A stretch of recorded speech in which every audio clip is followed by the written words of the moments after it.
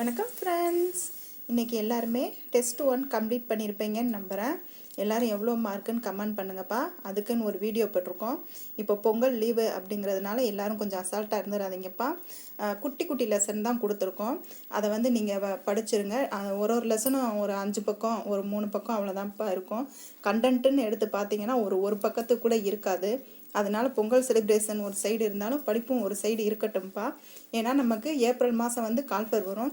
அந்த கால்ஃபர் வர முன்னாடி நம்ம சப்ஜெக்ட் வைஸாக போகிற எல்லா டெஸ்ட்டுமே நம்ம முடிச்சுட்டு அடுத்து எல்லா சப்ஜெக்டும் கலந்து டிஎன்பிஎஸ்சி எக்ஸாம் நடக்கிற மாதிரி நம்ம டெஸ்ட்டு கொண்டு போகணும்ப்பா. அப்புறம் ஃபுல்லாக எக்ஸாம் கால்ஃபர் பண்ண அப்புறம் நம்ம ரிவிஷன் மாதிரியே கொண்டு போகணும். அப்பவும் உட்காந்து படிச்சுக்கிட்டு இருந்தோம் அப்படின்னா முடியாதுப்பா. இப்போ நமக்கு கண்டிப்பாக ஜூலை 13 நமக்கு எக்ஸாம் கரெக்டாக நமக்கு வச்சுருவாங்க. அப்போ நாங்கள் எங்கள் சொந்தக்காரங்க வீட்டுக்கு ஒரு வாரம் போயிட்டேன். ஒரு வாரம் பொங்கல் செலிப்ரேஷன், 2 நாள் தீபாவளி செலிப்ரேஷன், 4 நாள் நான் படிக்காமல் விட்டுட்டேன். அப்புறம் போய் நான் ஒரு வாரம் படிச்சுட்டு எக்ஸாம் எழுதுறேன் அப்படிங்கிற காரணமெல்லாம் அவங்க டிஎன்பிஎஸ்சி ஏற்றுக்க மாட்டாங்கப்பா. அவங்க ஜூலை 13 டெஸ்ட்டுனா ஜூலை 13 டெஸ்ட்டை கண்டிப்பாக வச்சுருவாங்க. அதனால் எல்லாருமே கொஞ்சம் எஃபர்ட் போட்டு படிக்க பாருங்கப்பா. இந்த வாரம் நம்ம போன வாரம் நம்ம எக்கனாமிக் படிச்சிட்டோம். இந்த வாரமும் எக்கனாமிக்கே படித்தோம் அப்படின்னா நமக்கு கொஞ்சம் அப்படியே போரிங் மாதிரி இருக்கும். ஏன்னா எக்கனாமிக் படிக்கிறதே கொஞ்சம் சிரமமாக இருக்கும். ஏன்னா அது புரிஞ்சு தெளிவாக படிக்கணும். மறுபடியும் அதுக்குள்ளேயே போனோம் அப்படின்னா கஷ்டமாக இருக்குங்கிறதுனால இந்த வாரம் உங்களுக்கு பாலிட்டிப்பா. அடுத்த வாரம் நம்ம ஹிஸ்ட்ரி, அதுக்கப்புறம் நம்ம தமிழ்நாடு யூனிட் 4 படிச்சுட்டு அதுக்கப்புறம் மறுபடியும் நம்ம எக்கனாமிக் வரலாம். எப்படி நம்ம ஏப்ரல் மாதம் கால்ஃபர் வர்றதுக்குள்ளே நம்ம எல்லாத்தையுமே முடிச்சிடலாம்ப்பா. ஸ்லோவாக போகிறோம் அப்படின்னு நினச்சிட்டு யாரும் பயப்படாதீங்க. உங்களுக்கு எந்தெந்த புக்கில் என்னென்ன பாடம் படிக்கணும் அப்படிங்கிறது முதற்கொண்டு நம்ம டேப்லர் களமாக போட்டு கொடுத்துட்டோம். இது நெக்ஸ்ட்டு வர்ற வாரத்தில் இருக்கிற டெஸ்ட்டுப்பா. இது உங்களுக்கு டெஸ்ட்டுக்குரிய ஷெட்யூல் மட்டும் இதில் போட்டிருக்கோம்.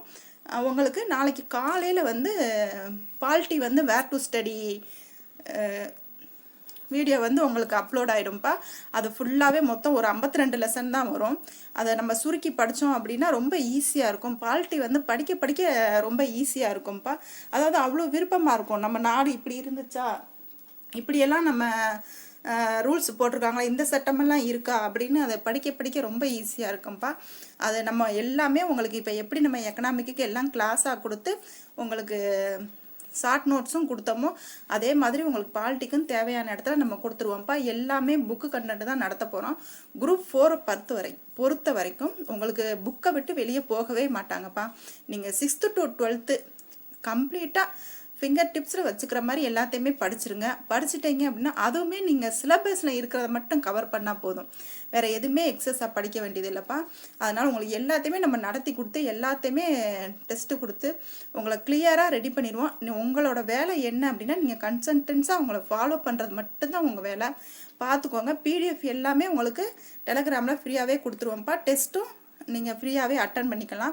அடுத்த வாரம் கூகுள் ஃபார்மில் கொடுக்குற மாதிரி ஒரு ரெடி பண்ணிக்கிட்டு இருக்கோம்ப்பா. முடிஞ்சிச்சுன்னா உங்களுக்கு அதுலேயும் கொடுத்துருவோம். ஆனால் உங்களுக்கு கூகுள் ஃபார்ம் ஓகேவா, இந்த பிடிஎஃபே ஓகேவானோ நீங்கள் கமெண்ட் பண்ணுங்கள். ஓகேங்களா? இப்போ வாங்கப்பா நம்ம இந்த வார டெஸ்ட்டுக்கு என்னென்ன லெசன் எந்தெந்த புக்கில் படிக்கலாம் அப்படிங்கிறத பார்ப்போம். ஃபஸ்ட்டு பாருங்கள், உங்களுக்கு இந்திய அரசியலமைப்பு மட்டும்தான் கொடுத்துருக்கோம். ஏன்னா இப்போ பொங்கல் லீவு, அதனால் கொஞ்சம் எல்லாம் செலிப்ரேஷனில் இருப்பீங்க. பெரிய பாடங்கள்லாம் கொடுத்தோம் அப்படின்னா உங்களுக்கு படிக்க கொஞ்சம் சிரமமாக இருக்கும். அப்படிங்கிறதுனால எளிமையான பாடமாக இருக்கட்டும்னு குட்டி குட்டி பாடமாக தான்ப்பா கொடுத்துருக்கோம். இதில் உங்களுக்கு படிக்கிறது ரொம்ப ஈஸியாக இருக்கும்.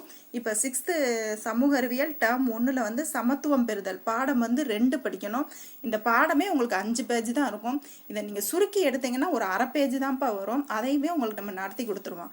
செகண்ட் பாருங்கள், 7th சமூக அறிவியலில் சமத்துவம் அப்படிங்கிறது 2வது பாடம். இதுவுமே ரொம்ப சின்ன பாடம் தான்ப்பா. இதையும் உங்களுக்கு நம்ம நடத்தி கொடுத்துருவோம். இதை சுருக்குனீங்க அப்படின்னா ஒரு அரை பேஜுக்கு தான் வரும். அதனால் ஈஸியாக படிச்சிடலாம். 10th பாருங்கள், சமூக அறிவியலில் சமய சார்பின்மையை புரிந்து கொள்ளுதல். அந்த சமய சார்பின்மை அந்த புரிந்து கொள்ளுதல் அப்படிங்கிற பாயிண்ட் மட்டும் நீங்கள் படிச்சிங்கன்னா போதும். இந்த லெசனும் ரொம்ப எளிமையாக இருக்கும். உங்களுக்கு இந்த 10th 12th அப்படிங்கிறது தான் கொஞ்சம் பெரிய லெசன் மாதிரி இருக்கும். நீங்கள் இந்த லெசனில் இந்திய அரசியலமைப்பு மட்டும் படிங்க. அது நீதித்துறை, உள்ளாட்சி நிர்வாகம், முகவுரை, இது எல்லாமே இருக்கும். அதெல்லாம் வேணாம். நம்ம அடுத்து உங்களுக்கு அதை நம்ம பிரித்து கொடுத்துருவோம். அப்போ படிக்கும்போது நம்ம சேர்த்து படிச்சுக்கலாம். இப்போ நீங்கள் இந்த வார டெஸ்ட்டுக்கு என்ன படிக்கணும் அப்படின்னா இந்திய அரசியலமைப்பு மட்டும் படிங்க.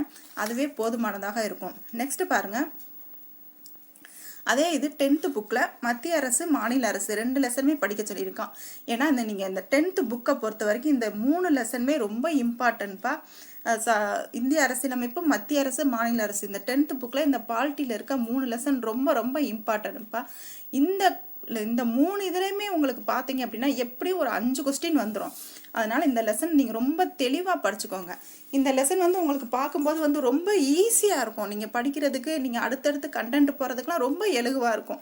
கஷ்டமே பட தேவையில்லை. உங்களுக்கு நம்ம அழகாக உங்களுக்கு யூடியூப்பில் நடத்தி கொடுத்துருவோம். ஷார்ட் நோட்ஸ் வேணாலும் உங்களுக்கு ஷார்ட் நோட்ஸ் எடுத்து உங்களுக்கு டெலகிராமில் கொடுத்துருவோம்.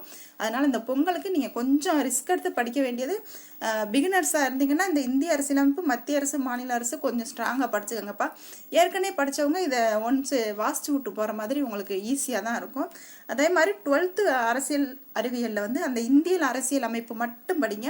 வேறு எக்ஸஸாக படிக்க வேணாம். ஏன்னா அடுத்து வர்ற முகவுரை, அந்த உச்சநீதிமன்றம், உயர் நீதிமன்றம்னா அடுத்தடுத்து நம்ம கண்டென்ட்டில் நம்ம பிரித்து போட்டு உங்களுக்கு டெஸ்ட்டாக வச்சுருவோம். எப்படியும் உங்களுக்கு சிலபஸை எல்லாமே கவர் பண்ணுற மாதிரி நம்ம டெஸ்ட்டு வச்சுருப்போம்ப்பா. எதில் படிக்கணும், எந்தெந்த பாடம் படிக்கணுங்கிற கிளியராக புரிஞ்சுக்கிட்டு படிங்க. அதே மாதிரி தமிழ் நம்ம 6th முடிச்சிட்டோம்ப்பா. இப்போ நம்ம 7th, சரிங்களா? 7th முழுசும் படிச்சிருங்க. மேக்ஸை பொறுத்த வரைக்கும் விகிதம், விகிதாச்சாரம், ஆனால் உங்களுக்கு எப்பயும் போல் ரீசனிங்கே இருக்கும். கரண்ட் அஃபேர்ஸ் உங்களுக்கு டெலகிராம்லையும் நம்ம அப்பப்போ 5 கொஸ்டின் உங்களுக்கு போட்டு கொடுத்துருவோம். கரண்ட் அஃபேர்ஸ் இப்போ நம்ம கிளாஸ் எடுக்கலையே அப்படின்னு கவலைப்படாதீங்க. எக்ஸாம் டயத்தில் உங்களுக்கு அடுத்தடுத்து எடுத்து உங்களுக்கு கொண்டு போயிடுவோம்ப்பா. ஏன்னா எல்லாத்துலேயுமே கரண்ட் அஃபேர்ஸ் லாஸ்ட்டாக இன்க்ளூட் பண்ணியிருக்கிறதுனால அவங்க கேட்கலாம், கேட்காமையும் இருக்கலாம். அதனால நம்ம அதுக்கு அவ்வளோ இம்பார்ட்டன்ட் கொடுக்காம நம்ம எதுக்கு இம்பார்ட்டன்ட் படிக்கணுமோ அதை நம்ம முடிச்சுக்கிடுவோம். அதுக்கப்புறம் நம்ம மெதுவாக வரலாம். பொறுமையாக போகிறோமே அப்படின்னு நினைக்காதீங்க. ஸ்லோ அண்ட் ஸ்டெடி அப்படிங்கிற மாதிரி நம்ம போகலாம்ப்பா, சரிங்களா? இப்போ நம்ம டெஸ்ட் 1 முடித்தவங்க எல்லாருமே டெஸ்ட் 2க்கு படிக்க ஆரம்பிச்சிருங்க. ஒன்றொரு வீடியோவாக உங்களுக்கு நாளைக்கு அப்லோட் ஆயிடும். இந்த ஃபுல் பாலிட்டியோட உங்களுக்கு where to study morning upload ஆகிடும்ப்பா. தேங்க்யூ.